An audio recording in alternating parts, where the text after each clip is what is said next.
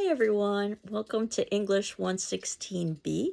My name is Lillian Ruiz. I am the instructor for the course. And what I thought I would do today in this video is tell you a little bit about the class and the way it's structured. And then next week we can begin with the actual class itself. So if you will see at the top of our Moodle site that there is a section entitled General, and you'll always have access to that section. And there are several icons there that you can utilize over the course of the semester. The first in blue, it's a folder that's entitled Syllabus and Other Documents. That's what I'm going to be reviewing today. So in that folder, you will see an electronic version of our syllabus and course outline, and any of the documents that I would have been handing out in a face-to-face class, I will be uploading there. So I encourage you to not only look at the syllabus and other documents, I also encourage you to print them up. I'm a bit of a dinosaur. I like hard copies. I think it's easier to manage something with a hard copy rather than just a screen, but ultimately the choice is yours. And when you open syllabus and other documents, you'll see that all of the text is there in the event that you can't open the PDFs. But if you scroll to the bottom, all of the PDFs are there that you can download and then you can print. So, due dates. Now, the due dates are included in the syllabus and other documents, but I also wanted to have a separate section that lists out the due dates for our major assignments. And those happen to be 2 papers and a final examination that I will be talking about shortly. Past class sessions, and that's a blue folder underneath. What I will be doing is retiring every week the previous week's work, and you can always access it in past class sessions, just so you can access the entire semester through that folder. But what you should be able to see each week is just that week's work, and of course our general section, so that you can navigate the class itself. Discussion forum. So what I'm going to try to do is to duplicate as much as possible what I would do in a face-to-face class. So these videos basically are supposed to give you a sense of what I would have talked about in a face-to-face class. And the discussion forum is what I call an attendance question. At the ending of each of the videos that I post, I'll have an attendance question for you to respond to, and I will be counting that as your attendance for the class, and I'll talk a little bit more about that.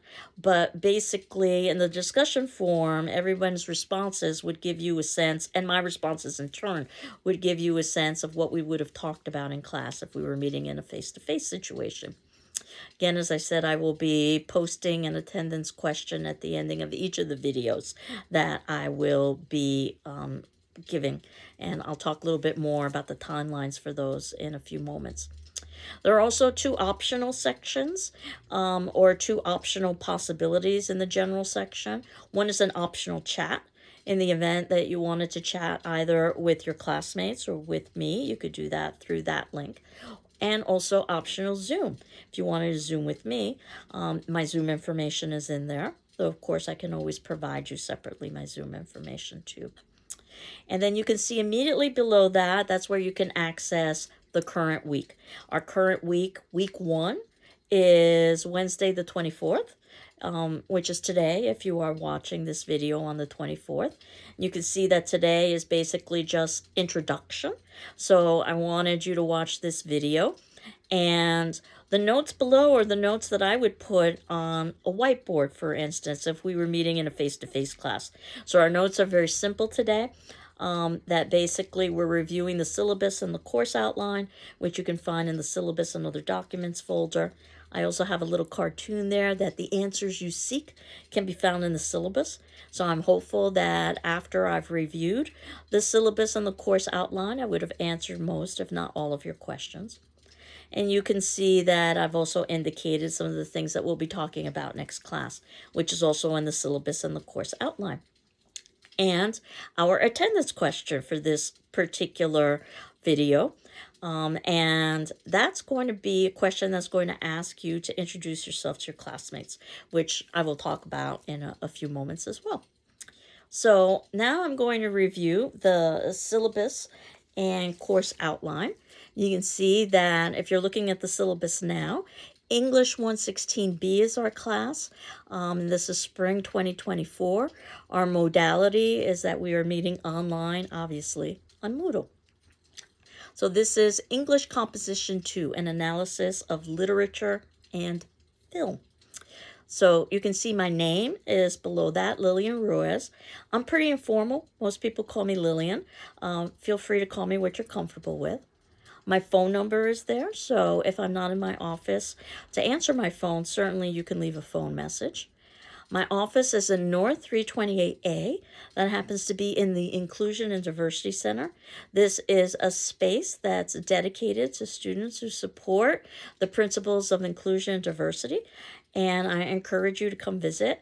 We have a small kitchenette with some free snacks and some tea and coffee. And we also have a study area with a laptop and a common room where there's some soft seating and some board games. So again, it's accessible to everyone. My office is near there as well if you wanted to talk to me about anything associated with inclusion and diversity. But my office hours, which are specifically devoted for students, are Monday, Wednesday, 9:30 to 10:30, Tuesday, Thursday, 10:30 to 11:30, or by appointment. Now, this may or may not be applicable to you because you're an online student, but you can expect to find me in my office during those times. Of course, we can meet in other ways as well. We can set up an appointment. We can meet via Zoom, telephone, email. I want to be as flexible as possible. So the textbooks for this class, the Bedford Introduction to Literature. It's a thick book. No, we will not be reading all of it. We will be reading selections. The edition that I believe the bookstore has, because they're selling used copies, is the 11th edition. You can use another edition. You should be able to find the same material. Your page numbers might be different, however, so you might have to use the index. I've included the page numbers that appear in the 11th edition. And there is a copy of the book on reserve in the GCC library as well. So you do need to get a hold of the book.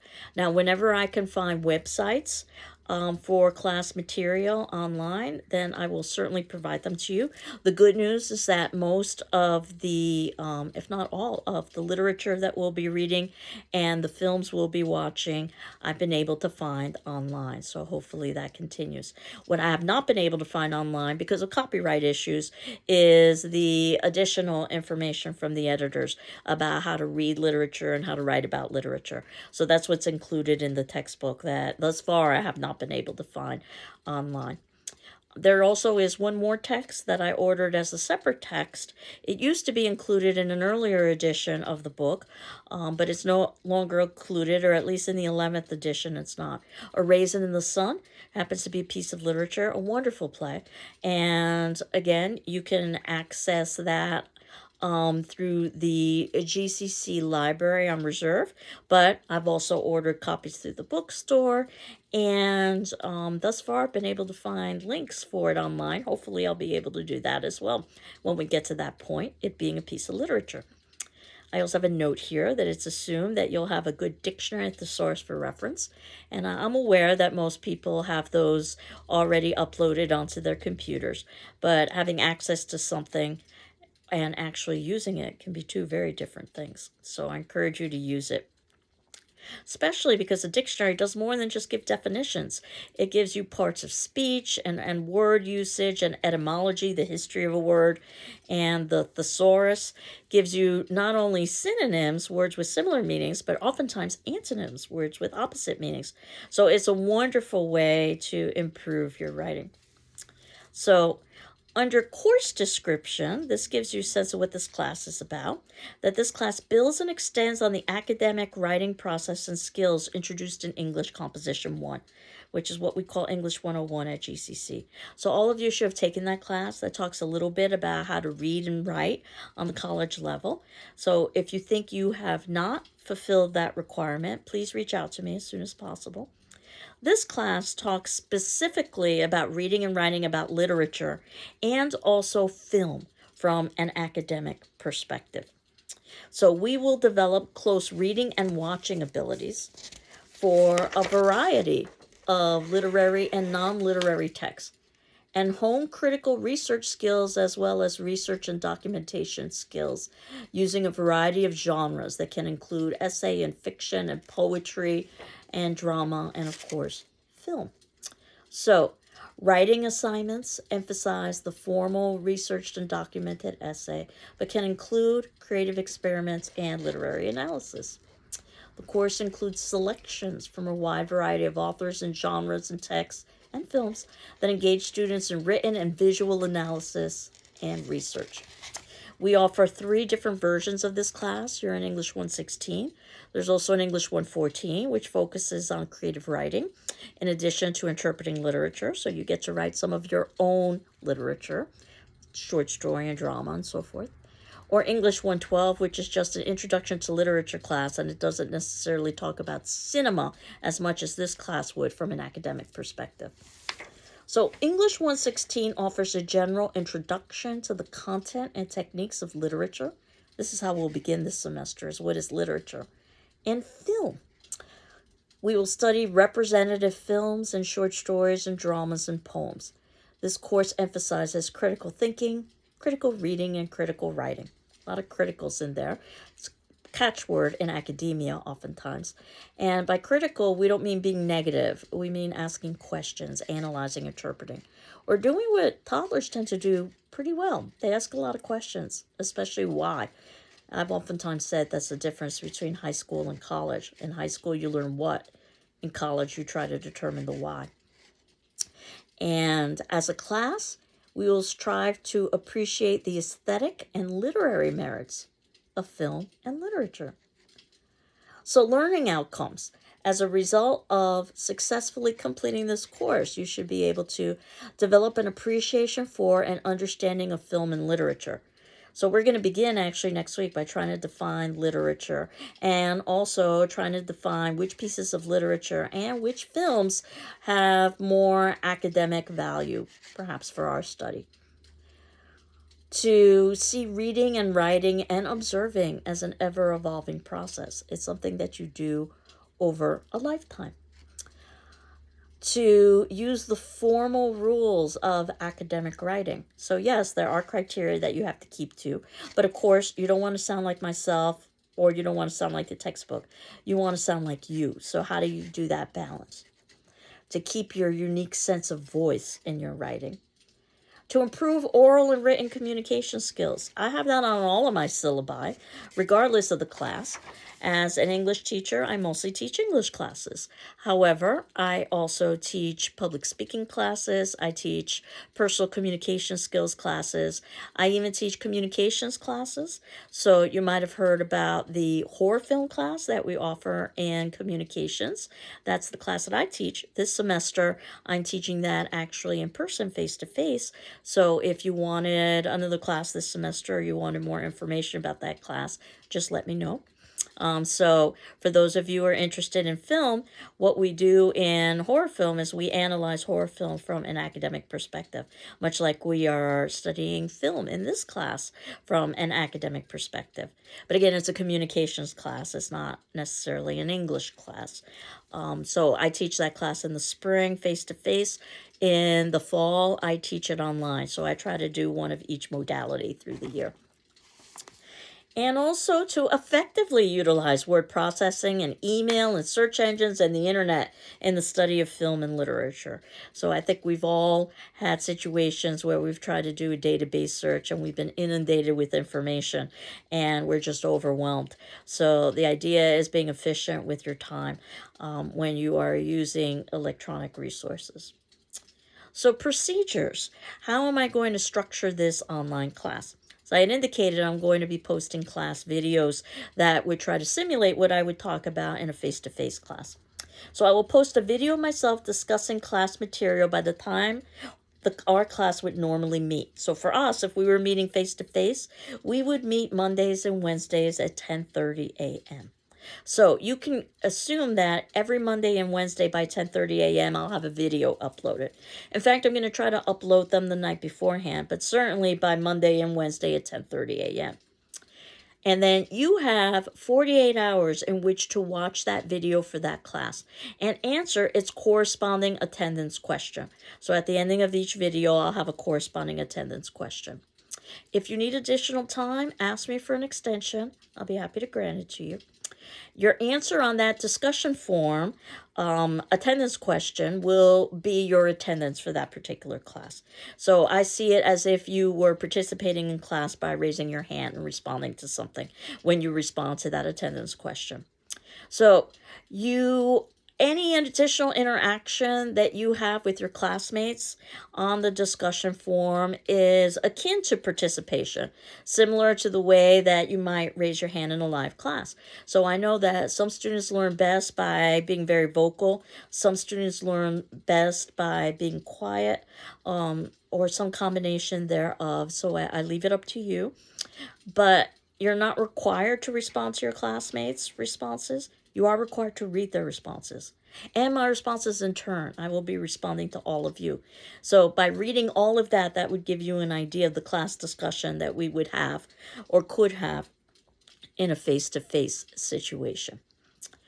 And then the formal written assignments in class are papers and our final exam, which we'll discuss in greater depth as the semester progresses. I'm going to ask that you send that to my email, which is Ruiz, R-U-I-Z, @gcc.mass.edu via PDF. And I will return the assignments to your email with my feedback. My grading program just works better with my email. And you might notice something odd about my email. It's just my surname without a first initial, which goes to illustrate just how long I've been at GCC, because when I began at GCC, we had not instituted email yet. I started in 1993, so I've been here for quite a while. And we realized quite quickly that just giving email addresses or assigning email addresses based only on surname was not going to be very efficient. So hence the first initial and surname was instituted. But it just goes to show how ill-prepared we were for some of the grand changes that were coming with the internet revolution. So at any rate, as I said, we'll talk about the papers and the final exam a little bit more in depth. The Institutional Services Disability Statement gives you, and I'm sure you might be familiar with this if you've taken other classes, gives you the contact information for the Office of Disability Services. Greenfield Community College values inclusion and equal access to its programs and activities.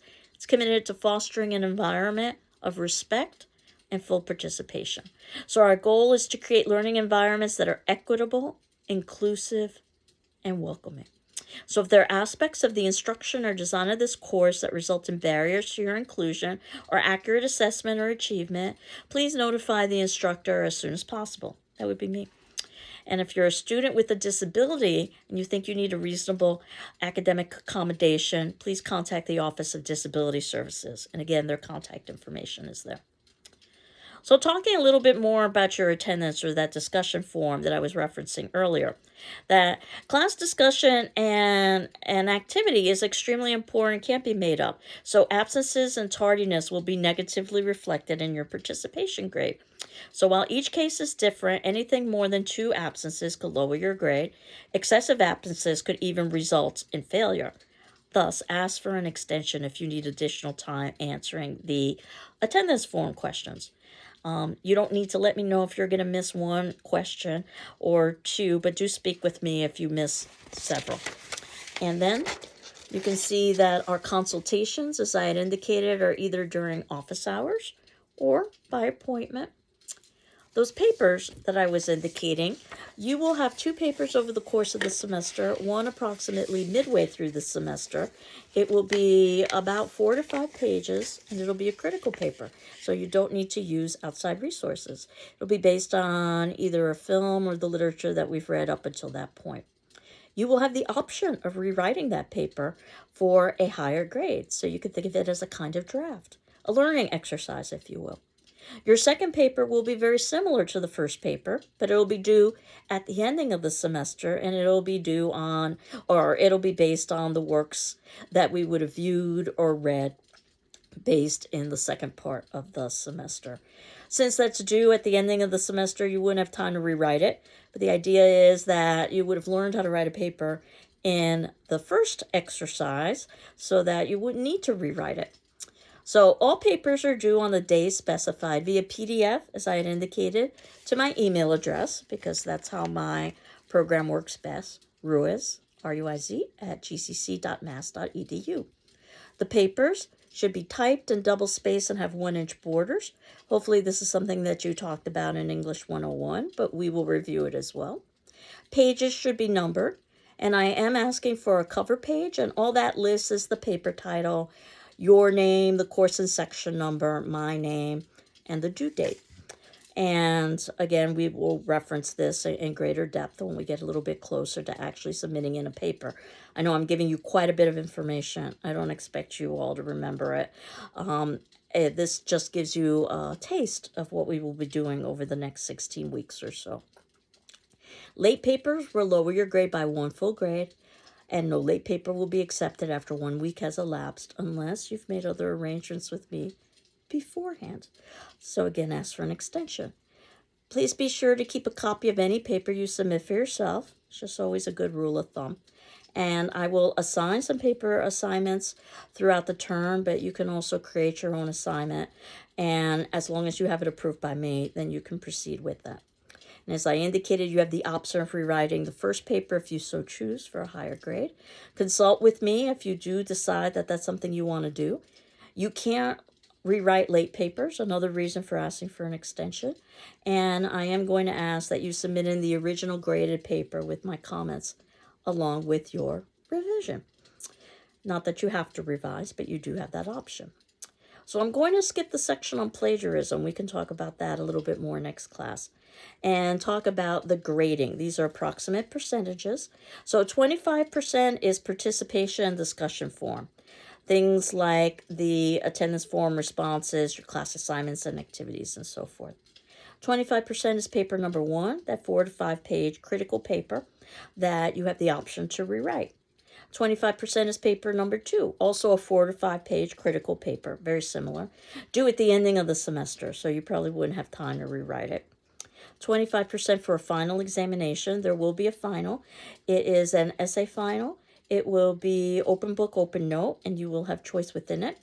If we were taking a face-to-face class, you would have approximately 2 hours to do that final. Obviously, this is not a face-to-face class. So what I will do is I will post the final and give you 24 hours in which to answer the final, return it to me. I don't expect you to spend more than 2 hours or so on the final, much like you would do in a face-to-face class, but you would have 24 hours in which to do it. For 100%, A, excellent, B, good, C, satisfactory. And yes, I'm aware that there are letters that follow C. I try not to talk about them on the first day of class. And then if we move forward, you'll see that I have a section on criteria for essay evaluation. So this gives you an idea of what an A piece of writing looks like, or a B, or a C, or even a D or an F. So we can talk about those as the semester progresses. And then move to course outline. So this is an outline of what we will be doing over the course of the entire semester and when, with a couple of caveats that dates and assignments may be subject to change, and that the assigned readings should be completed before the dates indicated, because these are the dates in which I plan on talking about those particular pieces. So if you can look below and see week 1, which is the 24th, that's today, again, if you're watching on the 24th, just introduction. So our first section is entitled Fiction and Film.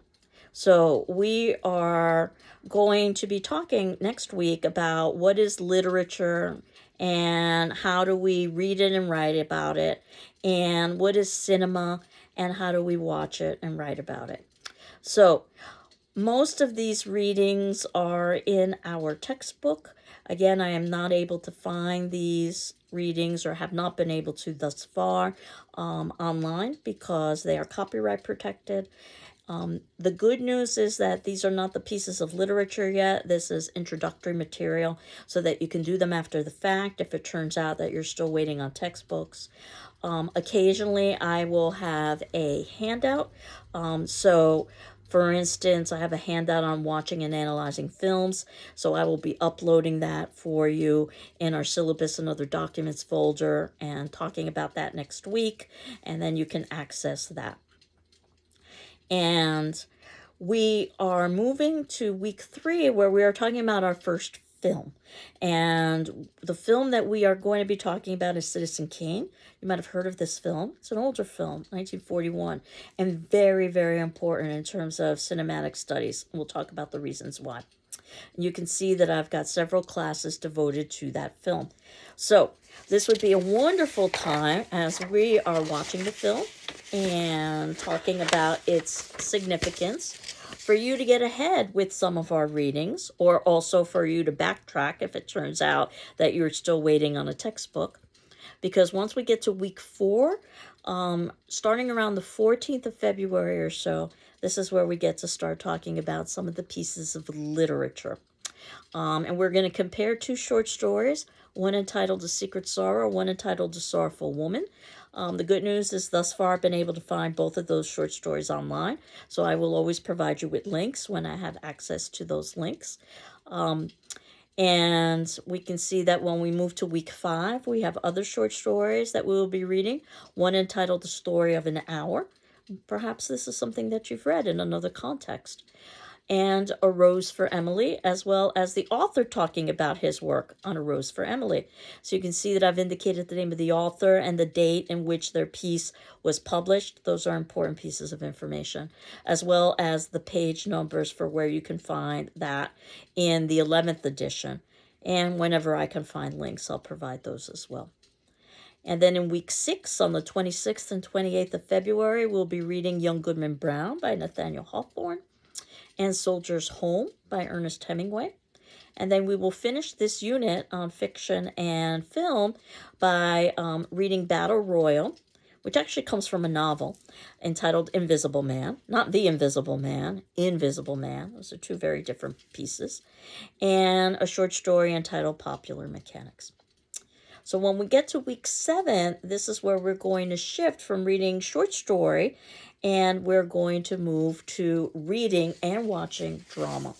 So starting around the 4th of March, we have some introductory readings that are included in the textbook that I probably won't be able to find online, about how to read drama, how to watch drama, how to write about drama. And our first drama that we will be watching will be Oedipus the King, which might be a drama you may have heard of before. Incredibly old, 430 BC, written in Greece. So we are going to be reading and watching a translation in English. And the importance of watching drama perform can't be overstated. So we'll talk a little bit about that and why we're beginning with this particular play, which is so important in terms of understanding drama. And then we move to our next drama, but you can see we've got multiple classes devoted to drama, and to each drama. Oedipus the King having several classes devoted to it so that we can watch a performance, and if all goes well, I'll be able to provide you a link for that, as well as our talking about that drama. The next drama will be a Shakespearean drama. We'll talk about why Shakespeare is so important in drama. And the drama we will be reading and watching is A Midsummer Night's Dream. You might have some experience with that. So around the 13th of March or so, this puts us halfway through the semester, is when I've got paper number 1 due. But I've basically got rolling deadlines in our class. So I'm hopeful that by March 13th, if not much earlier, you would have submitted in your first paper, which we will be talking about over the next several classes. I encourage early papers. If you have not handed in a paper by the time we hit approximately the 13th of March, then I'm beginning to get a little bit worried, because we are halfway through the semester, and definitely you'll want to have some feedback. So you want to keep me apprised and talk to me, ask for extensions as to what's going on. You'll see week 9 is spring break on the 18th and the 20th, which might be nice because this gives you additional time to read A Midsummer Night's Dream. And again, what would be ideal is that when I've got scheduled A Midsummer Night's Dream. Even though we've got multiple classes associated with it, you would have read the play in its entirety by March 25th, even though we're devoting March 25th and March 27th, and also probably the class after that to A Midsummer Night's Dream. So, that said, our very last play is a contemporary play, at least based on our previous two plays, Oedipus the King and A Midsummer Night's Dream. And that's A Raisin in the Sun. That was the play that was not included in the 11th edition that I ordered a separate text for. But again, usually I've been able to find a link for, and I can provide you with that. And certainly there is a copy of it on reserve in the GCC library as well. And we will watch the film for Raisin in the Sun, and also talk a little bit about the drama. We'll have multiple classes devoted to Raisin in the Sun. The idea is that we can watch performance and also talk a little bit about the language and the literary aspects of it in addition to the performance. And then we move to our last section, and that happens to be poetry and film. So we end with poetry. And again, we have introductory material from our textbook about how to read poetry, how to write about poetry. And then we will watch a film that is about poetry. It's about lots of other things too.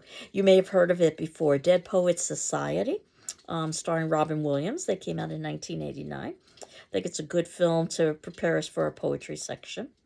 And then we're going to read some representative poems. So we will read some Shakespeare, not surprising there. He also wrote poems, sonnets. We'll begin there, not to say that there wasn't poetry that was written before that time. Of course there was poetry written before 1609. But we'll start with Shakespeare, 1609, Shall I Compare Thee to a Summer's Day? And we'll read and talk about the sick rose. Some of these poems are listed as handout, which means they are not included in your 11th edition, which means I will definitely be providing links for those particular poems, though I should be able to provide links for all of these poems, especially the older ones because they're in public domain. But thus far, I've been able to find all of the poems online, so hopefully I can continue to do so. On the 29th, we'll talk about a poet you've probably heard of before, Emily Dickinson, and we'll read and talk about her poem, Because I Could Not Stop for Death. We'll also read some Robert Frost, The Road Not Taken, and again, you can see that I've included the page numbers for where you can find those poems in the 11th edition, but if you're using an older or newer edition, go to the index and you should be able to find the page number for the poems. And then we read a poem by Allen Ginsberg entitled America, and another poem by Martina Spada entitled Coca-Cola and Coco Frio. And that puts us in the 1st of May, which is around the time the second paper would be due. Early papers encouraged. So we have just a little bit of wiggle room after that, but not a whole lot if you needed additional time past the 1st for submitting in that paper. We've got one last week. So on the 16th, we end our semester by talking about a poem called The Hill We Climb by Amanda Gorman. We'll talk a little bit about taking essay exams, which is what you will be doing in your last class, and just summing up the class as a whole. And on the 8th, which is a Wednesday, is when we take our final exam, which I will be posting. And just so that you know, your first paper will be due or will be based on either the film or the short stories from the fiction and film section. Your second paper will be based on drama, which will be based on either the performance or the dramas that we've read in the drama section. So the final exam will be mostly focused on poetry because you will not have had a chance to write on poetry for a paper.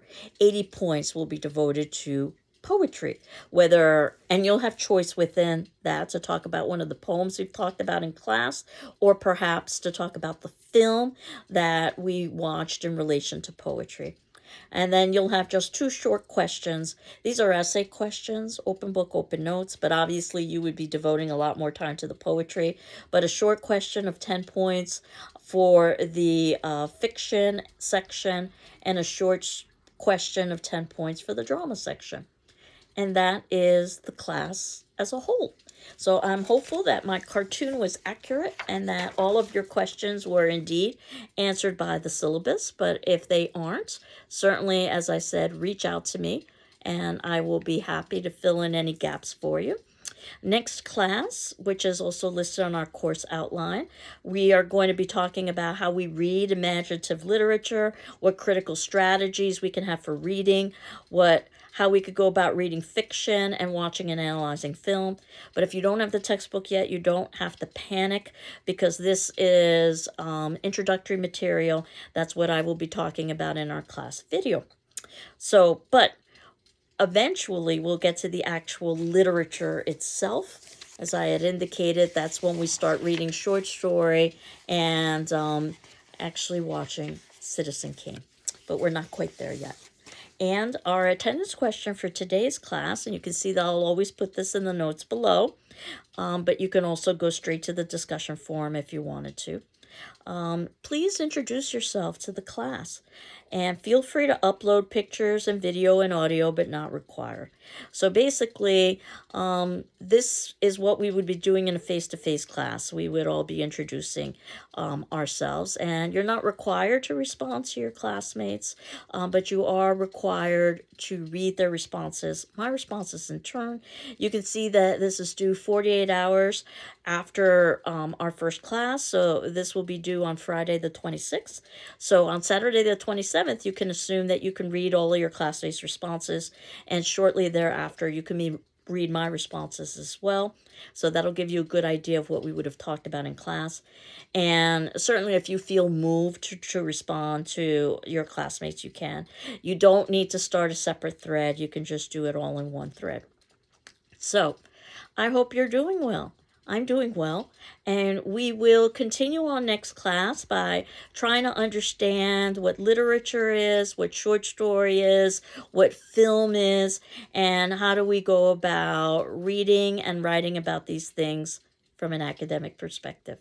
Take care. Bye-bye.